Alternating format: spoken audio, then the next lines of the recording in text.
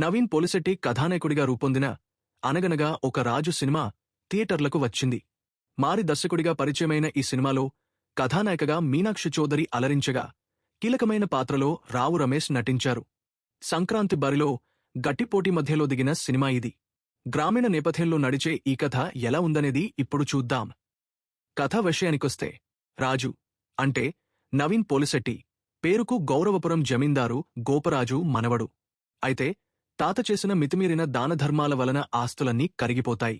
రాజు మాత్రం తాత సంపాదించిన ఆస్తులన్నీ అలాగే ఉండి ఉంటే విలాసవంతమైన జీవితాన్ని అనుభవించేవాడినని కలలు కంటూ ఉంటాడు. శ్రీమంతుల కుటుంబం ఒకే కూతురు ఉన్న అమ్మాయిని పెళ్లి చేసుకుంటే తాను అనుకున్నట్టుగా వైభవంగా బ్రతకొచ్చని భావిస్తాడు. అదే సమయంలో అతనికి మీనాక్షి చౌదరి తారసపడుతుంది. పెదపాలెం శ్రీమంతుడు భూపతిరాజు ఒక్కగానొక్క కూతురే చారులత. ఆమెను పెళ్లి చేసుకుంటే తన లైఫ్ సెటిలైపోతుందని భావిస్తాడు. ఆపరేషన్ చారులత పేరుతో తన స్నేహితులతో కలిసి పక్కాగా ప్లాన్ చేస్తాడు. ఆమె దృష్టిలో మంచివాడిగా మార్కులు కొట్టేస్తాడు. భూపతిరాజుచే శభాష్ అనిపించుకుని అతని ఇంటికి అల్లుడైపోతాడు. తన కోరిక నెరవేరినందుకు హ్యాపీగా ఫీలవుతున్న సమయంలోనే అతనికి ఒక నిజం తెలుస్తుంది.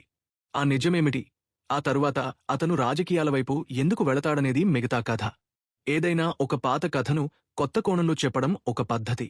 లేదంటే పాత కథనే మరింత ఆసక్తికరంగా చెప్పడం రెండో పద్ధతి. అనగనగా ఒక రాజు విషయానికి వస్తే ఇది రెండో కోవకి చెందిన కథగా చెప్పుకోవచ్చు. విలేజ్ నేపథ్యం, గ్రామీణ రాజకీయాలు, అక్కడి మనుషుల స్వరూప స్వభావాల చుట్టూ దర్శకుడు ఈ కథను అల్లుకున్నాడు. ఆసక్తికరంగా ఆవిష్కరించాడు. ఎంతసేపు తాను విలాసంగా, వైభవంగా గడపాలి, బరువు బాధ్యతలు లేకుండగా బ్రతకాలనే స్వార్థంతో ఆలోచించే ఒక యువకుడి చుట్టూ అల్లుకున్న కథ ఇది. ఈ పాత్రను నడిపించిన విధానం ఆడియన్స్ ఆశించే వినోదాన్ని వడ్డిస్తూ వెళుతుంది.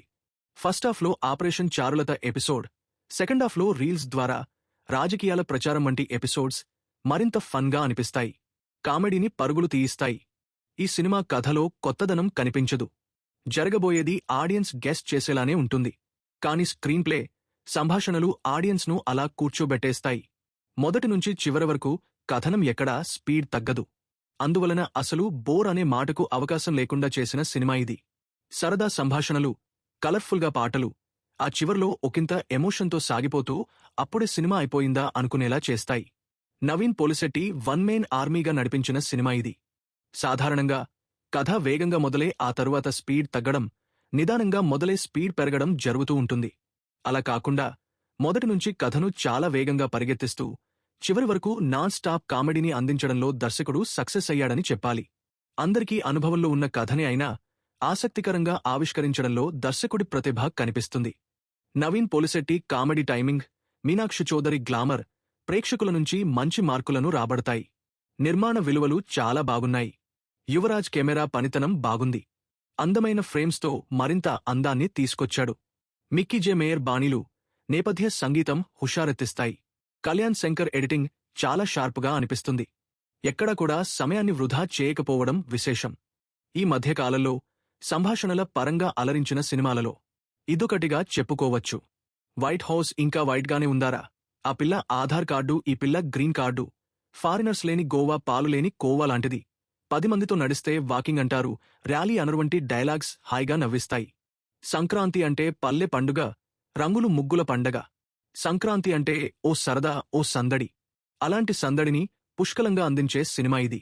స్వార్థం కంటే త్యాగం ఎక్కువ ఆనందాన్ని ఇస్తుందనే సందేశం ఈ సినిమాలో మనకి కనిపిస్తుంది. ఈ సంక్రాంతికి ఫ్యామిలీతో కలిసి చూడవలసిన సినిమా ఇది.